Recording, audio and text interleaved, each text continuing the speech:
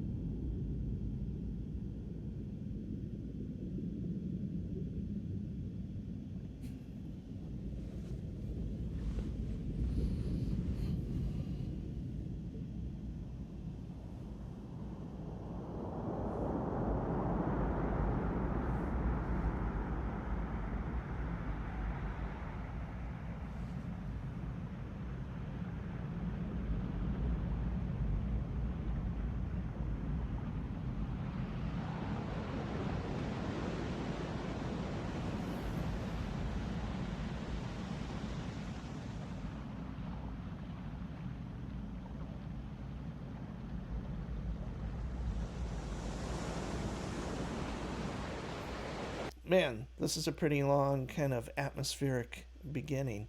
Sometimes that can get a little long, and we'll see how much longer this goes, but I usually like it a little bit shorter, to be honest. So here we go. Let's get back to it.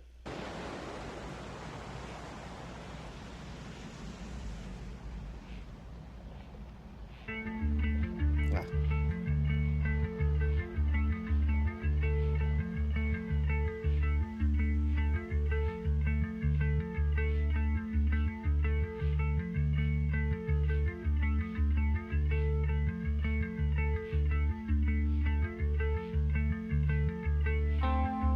Breathe all through our midnight. This ebb alone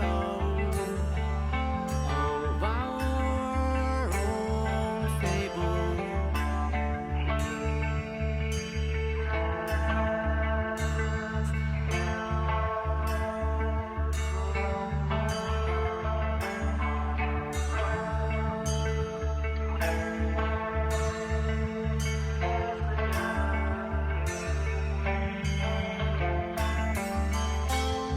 Breathe all through this boundlessness,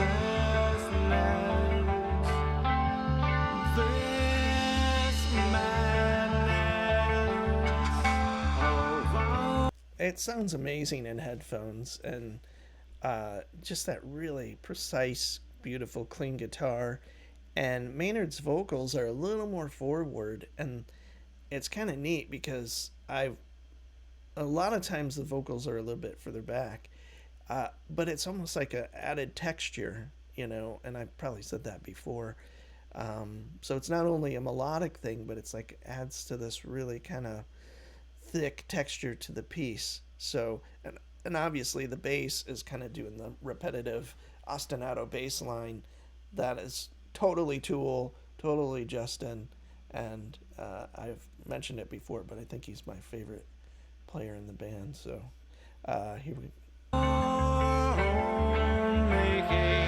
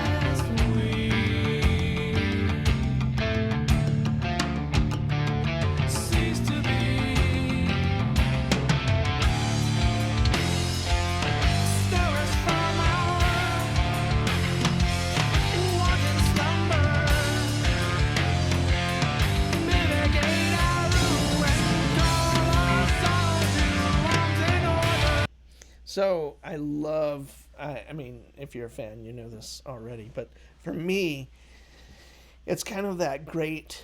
They're amazing at building.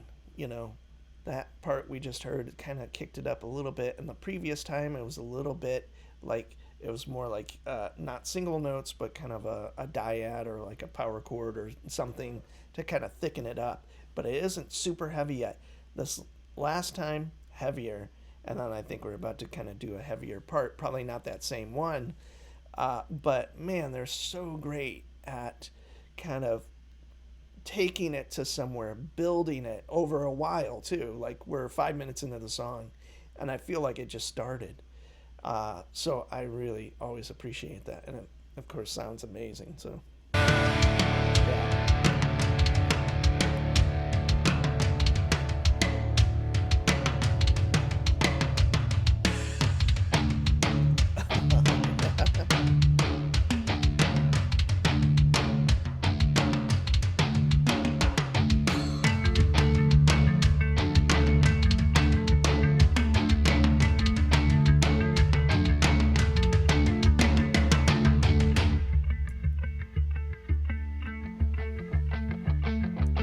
Another element is the drums sound super organic. I notice as a drummer, um, Danny is highly technical, but also like it sounds um, a little more uh, like not tribal, but you know, just kind of like a little more not as technical as like it could be. Because I think a more technical player might be overplaying on this kind of thing, but he's doing like all low tom type work, and I think that's what makes it really special because he obviously has the chops to do like, you know, a highly technical approach to this, but he's a mature musician or drummer slash musician, and he can kind of just kind of weave his stuff into it.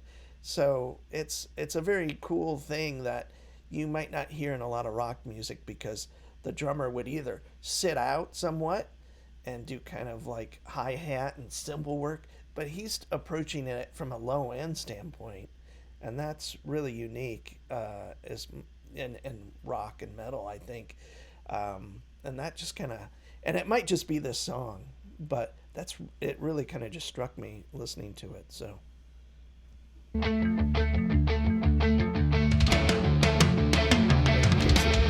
Sound the dread alarm through the primal body. Sound the reveille to be or not to be. Rise, stay the grand finale. Stay the reading of our swan song and epilogue. One drive to stay alive. Elementary, muster every fiber. Mobilize, stay alive. Stir us from our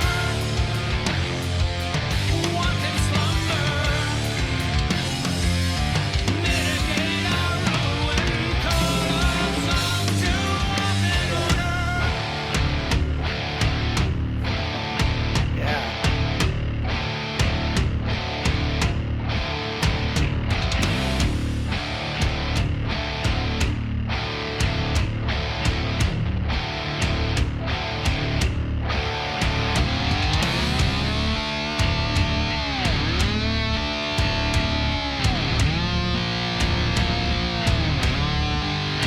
Almost for a second there, it sounded like a little bit of a blues thing with the slide guitar and kind of doing like a blues shuffle, a very on top of the beat blues shuffle. Now it's already, you know, kind of shifting.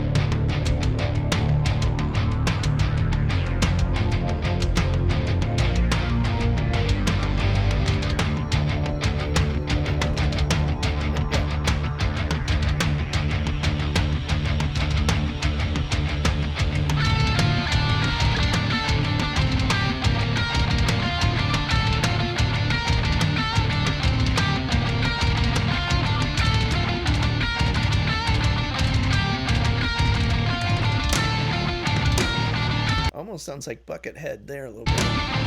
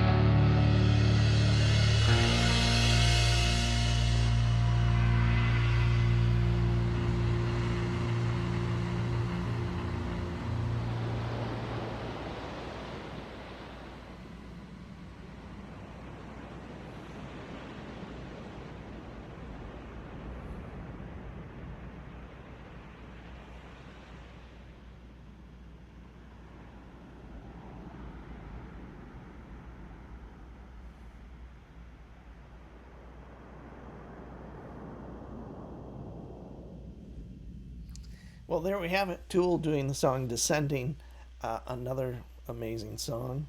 And my only minor complaint, I guess, was a really long intro as far as the atmospheric kind of waves and all of that. And it kind of, at the end, the outro was the same.